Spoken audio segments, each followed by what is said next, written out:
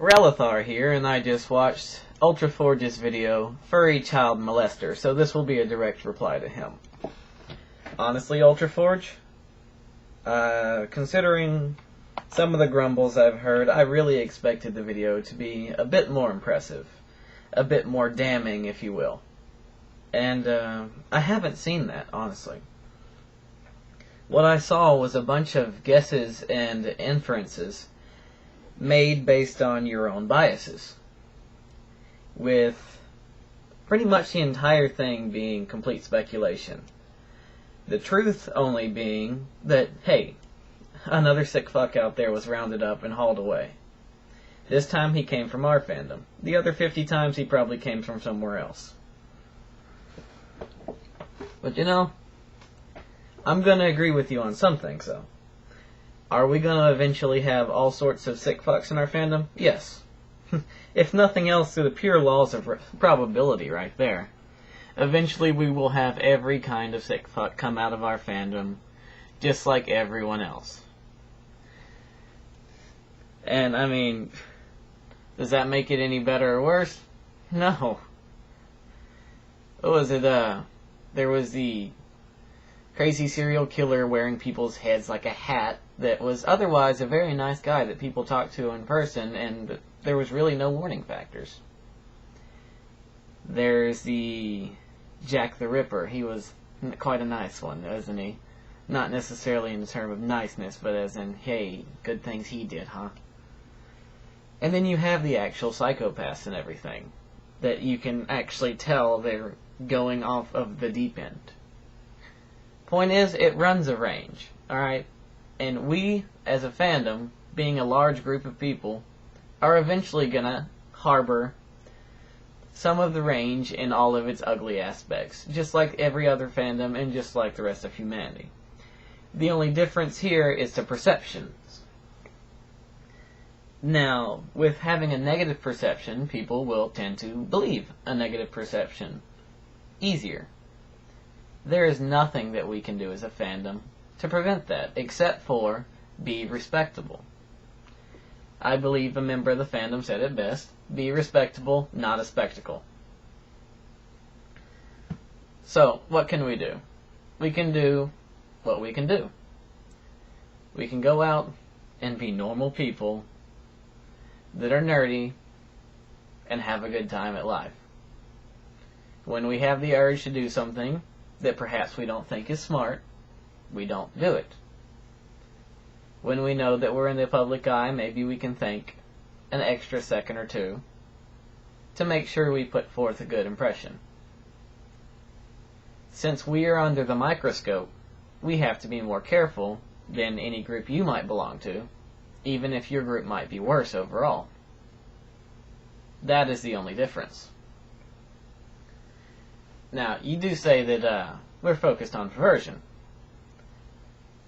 Now, you're basing this off of the internet. The internet itself is rather twisted, demented, and perverted. Is it any wonder that you're going to find perversion when you look for it? Is it any wonder that you're going to find perversion in any group? This is the internet. It is the haven of perversion. You will find it. It will be part of any and every group to a very large degree. Again, the difference here is perspective. What is disturbing to you? Now, honestly, as far as something like the furry fandom and all of its things, that belongs to taste. When you bring in murder and necrophilia, that becomes a moral issue. That would be exclusive of furries. Basically, it shouldn't matter what group you come from. That should be a horrible thing. And I do highly believe that, 99% of the furry fandom would think that that's horrible. However, I will still go and make a little bit of a... Let's see. Words fail me at the moment. I'm going to explain on this, elaborate a little bit as well. You have this necrophilia that includes murder, right? However, it's all based in a fantasy world, which, while not being good by any means, is certainly not real-life murder. And in fact, I believe Japan had a very good result of this kind of thing going on when they basically banned the showing of pornographic material, certain types, and porn and stuff. Their crime rate in those areas actually went up.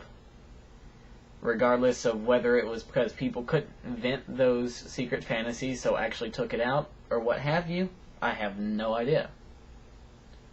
But the result can't really be argued now, can it?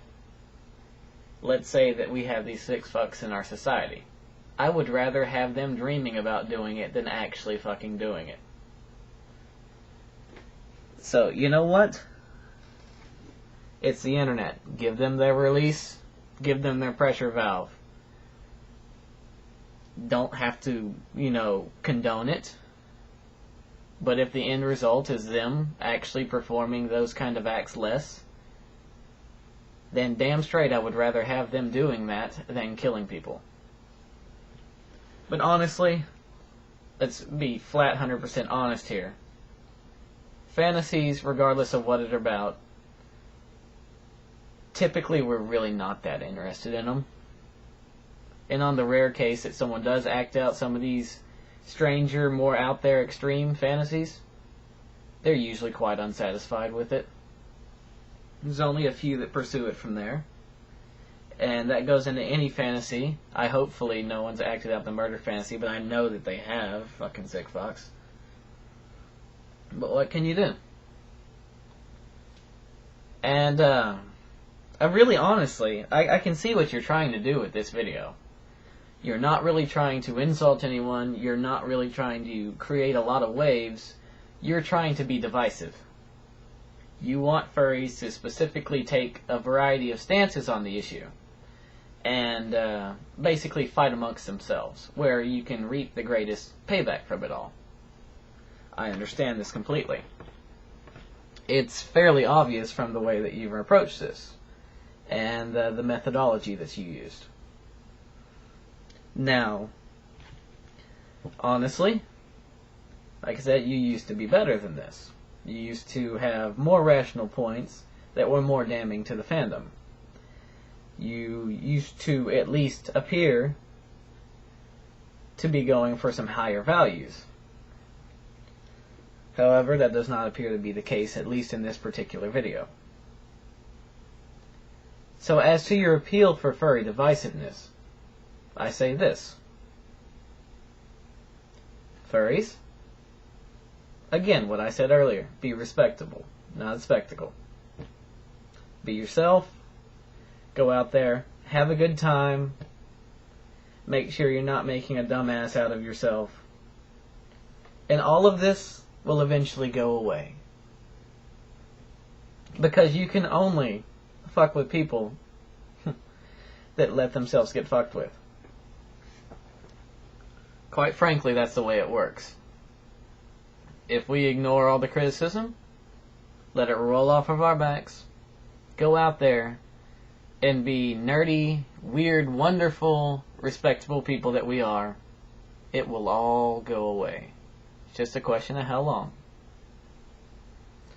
So, good night to you, Ultraforge. Good night to you, YouTube.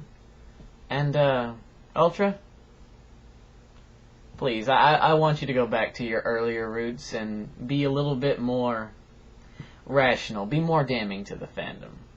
You do more good for both the fandom and yourself when you're actually going off of sound rationale and higher motives.